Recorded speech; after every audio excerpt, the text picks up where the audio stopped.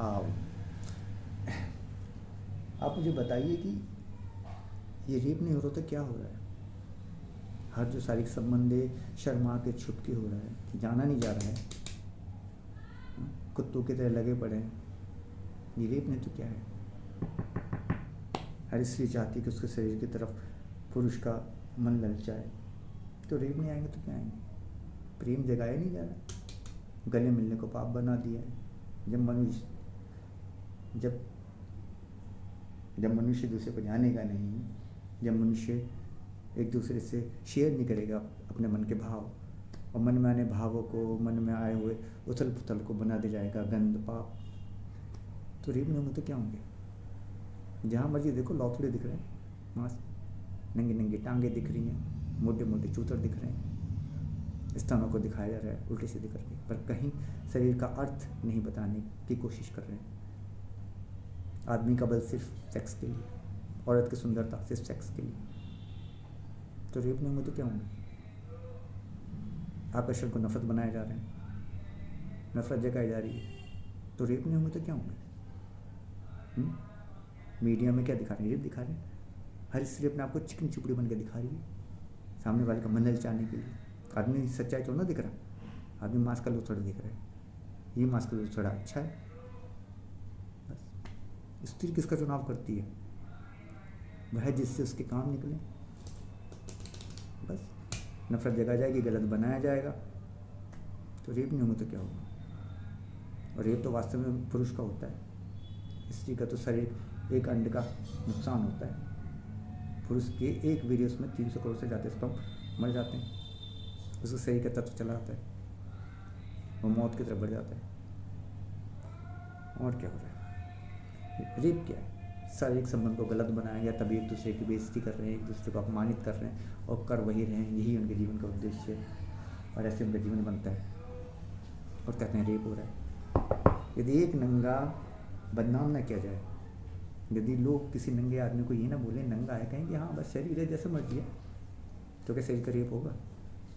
यदि शारीरिक प्रक्रिया को ये बना दिया जाए एक पवित्र प्रक्रिया है, जन्म देने की प्रक्रिया है, ये बहुत जिम्मेदारी से हो, ये पवित्र प्रेम की तरह, शिवत्व की तरह हो, ये परमेश्वर की तरह हो, ये परम, तो क्या रेप होगा? शरीर पे मांस भी इकट्ठा हो रहा है फालतू में, कैसे हो रहा है? लोगों के भावों में बेईमानियां हैं, शरीर पर अतिरिक्त मांस इकट्ठा किया जा रहा है, शरीर को स्वस्थ नहीं रखा जा रहा है, शरीर को कामों को बनाया जा रहा है, और नई नई कहानियाँ बनाई जा रही हैं कि ये तो हमारी अचीवमेंट है, तो रेप नहीं होंगे तो क्या होंगे? कभी ईमानदारी से सोचो कि तुम क्या करते हो। वो जिसे माँ कहते हो वो तुम्हारी बीवी भी है, उसके साथ सेक्स करते हो, और दूसरी तरफ कहते हो माँ है, एक तरफ वो तुम्हारी सिस्टर भी है, हर तरफ तो स्त्री ही है। तुम नहीं करते, दूसरा तो कर रहा है, हो तो यही रहा है। कभी मांस के लोथड़े को पैरों में झुक के सम्मान से जैसे ईश्वर है ऐसा उसके चरणों में कुर्बान करके उसको ये कहा कि ये पवित्रतम है। क्या उसने कभी तुम्हें खुद पे नियंत्रण करने के लिए कहा? जाना जन्म का अर्थ, योनि से बच्चा तो निकालते हो जो बहुत अच्छा लगता है, और योनि को गाली देते हो, चूत, यही बोलते हो।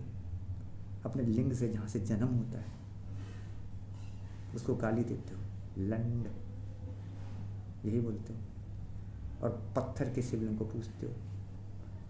सालो तुम्हारे अंदर जो चेतना है क्या ये शिव का रूप नहीं है? क्या इसे नहीं जान सकते? क्या पाखंड करना ज़रूरी है? मंदिर मस्जिद चर्च गुरुद्वारे बनाने ज़रूरी हैं? एक पवित्र सोच नहीं रख सकते अपनी कि तुम कौन हो? जीने के लिए सारे पाप का डालोगे, पर एक जानकारी के लिए थोड़ा सा चिंता नहीं कर सकते? माता पिता खुद सेक्स कर रहे हैं और बच्चों को मना कर रहे हैं, ये माता पिता नहीं है। माता पिता वो है जो समत्व में हो, परमेश्वर में हो, शिवत्व में हो, और फिर जीवन का निर्माण करे। ग्रस्त वहाँ है जहाँ पे पुरुष को ज्ञान हो पूर्ण और स्त्री को ज्ञान हो पूर्ण, समझे?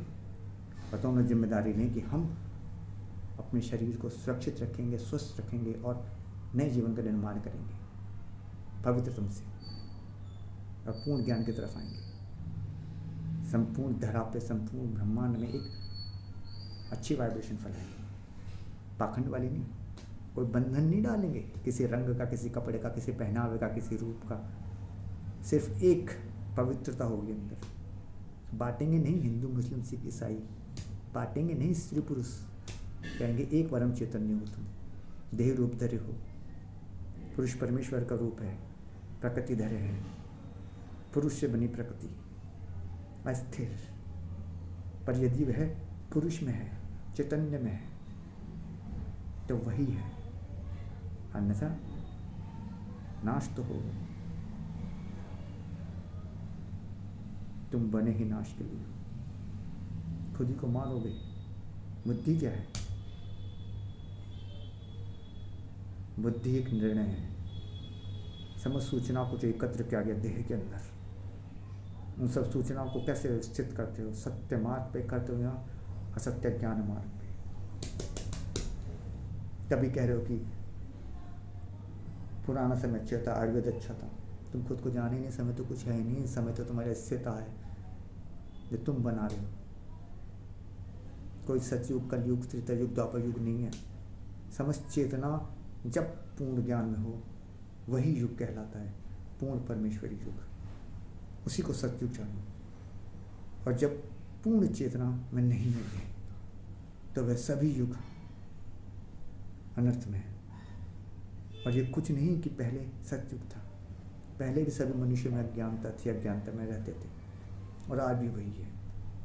तो किसी को बदनाम करके पहले को बुरा, आगे को अच्छा, कलयुग, राम रावण, सारे के सारे ये उल्टे सीधे विचार फैला के ईश्वर को कहीं और देख के, कहीं ब्रह्मांड में, आसमान में, कहीं दूर देख के कभी सत्य न जानोगे और कभी नहीं कर पाओगे कि आखिर कैसे हो। परम चैतन्य सिर्फ ज्ञाता है।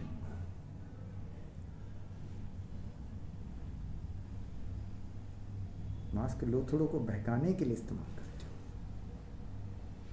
एक दूसरे से बड़े छोटे बन रहे हो, कभी खुद को जान लो। जैसे तुम सांस ले रहे हो ऐसे सांस लेते हैं, पूरी प्रकृति सांस ले रही है।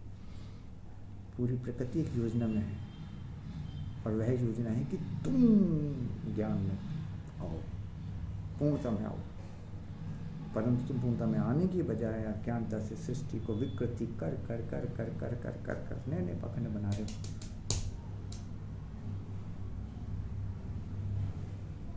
हॉस्पिटल से लेके आए थे बच्चे, साले इतनी हिम्मत नहीं है बताने की कैसे किया। सिर्फ सड़ के मरना है। सारी स्त्री जो है इसी की जड़ है। इसने मास्क लोथड़े बनाए, खुद को जान नहीं रही है। अबे बंद कर दे पैदा करने, मरने बंद हो जाएंगे। पैदा करने ज़रूरी नहीं तेरे को। अकेले मर, अकेले मरेगी एक मरेगी, 100 जने की 100 मरेंगे। वासना होगी, लड़ाइयाँ होंगी, ज़मीन के टुकड़ों के लिए देश बनाए जाएंगे, नाम रखे जाएंगे। फिर किसी चालाक के द्वारा तुम सब बेईमान भटकाए जाओगे, मौत के डर से जीते रहोगे, पर साले कभी जीवन का अर्थ नहीं जानोगे। ये है तुम जैसे गंदे मांसों की सच्चाई, पर तुम्हारी समझ में नहीं आएगा। आंखों पे पर्दे पड़े, गाने तो खूब सुनोगे। जिस अंधे ने प्रभु को देखा नहीं, वो प्रभु क्या जाने। वो अंधे तुम ही हो।